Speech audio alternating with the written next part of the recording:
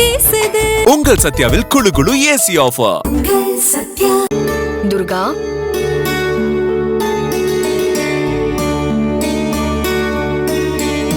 அப்புறம் ஒரேடியா என்ன இங்க இருந்து துரத்தணும்னு முடிவு பண்ணிட்ட போல இருக்கு.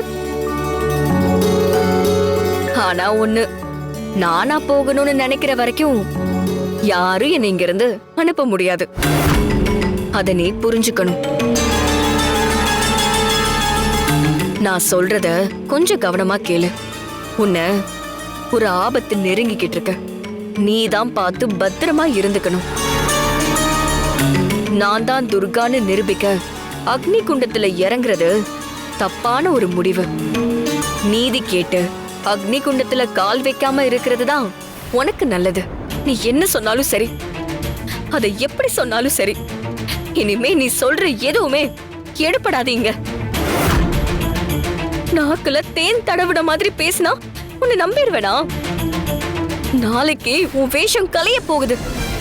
நீ இந்த வீட்டை விட்டு போக வேண்டிய நேரம் வந்துருச்சு. திரும்பவும் சொல்றேன், உன் நல்லதுக்கு தான் சொல்றேன். சொன்னா புரிஞ்சுக்கோ.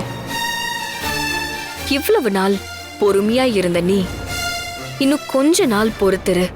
நான் உனக்கு செய்ய வேண்டிய நல்லதை பண்ணிட்டு யார்கிட்டயும் சொல்லிக்காம நானே இங்க இருந்து போயிடுறேன். முதல்ல மிரட்டி பார்த்த, அது வேலைக்கு ஆகலன்னா உடனே இப்ப கெஞ்சி பாக்குறியா? நான் தான் சொல்லிட்டேன்ல, நீ எந்த மாதிரி நடிச்சாலும் உன் நாடகம் இனி எடுபடாது.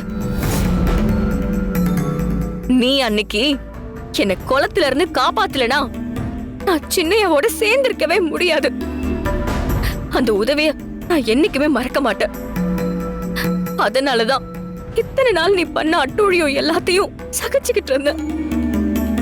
ஆனா எல்லாத்தையும் மறந்து நான் உன்னை மன்னிச்சிடுறேன்.